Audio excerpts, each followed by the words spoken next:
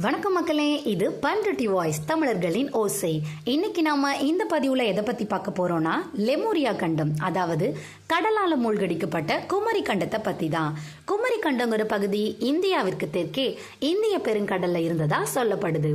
India, இலங்கை மற்றும் மாலத்தீவுகளுக்கு இடையே உள்ள ஆடம்ஸ் பிரிட்ஜ் பண்டைய காலத்துல ஒரு நிலப்பகுதியா இருந்திருக்கலாம். நம்ம சங்க இலக்கியங்களான சிலப்பதிகாரத்திலையும் மணிமேகலையிலும் கடலில் மூழ்கிய நகரங்களை பற்றிய தகவல்கள் இருக்கு. விஞ்ஞான ரீதியா பார்த்தோம்னா, புவியியல் விஞ்ஞானி ஆல்பர்ட் வேக்னரோட கண்ட நகர்வு கோட்பாட்டின்படி பூமியின் கண்டங்கள் புரட்டா நகர்ந்து வருது. இதனால பண்டைய காலத்துல இருந்த நிலப்பரப்புகள் கடல்ல மூழ்கி இருக்கலான்னு சொல்றாரு. இந்திய பெருங்கடல் பரப்புல சில மூழ்கிய நிலப்பகுதிகள் இருப்பது சோனார் ஸ்கேனிங் மூலமா கண்டறியப்பட்டுள்ளது.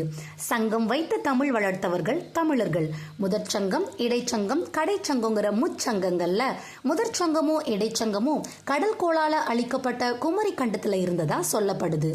மூன்றாம் சங்கமான கடைச்சங்கத்தை பத்தி நாளைய பதிவுல பார்ப்போம். இது பண்ருட்டி வாய்ஸ் தமிழர்களின் ஓசை. தமிழர்களையும் தமிழர்களின் பெருமைகளையும் பற்றிய நமது பயணம் தினமும் தொடரும்.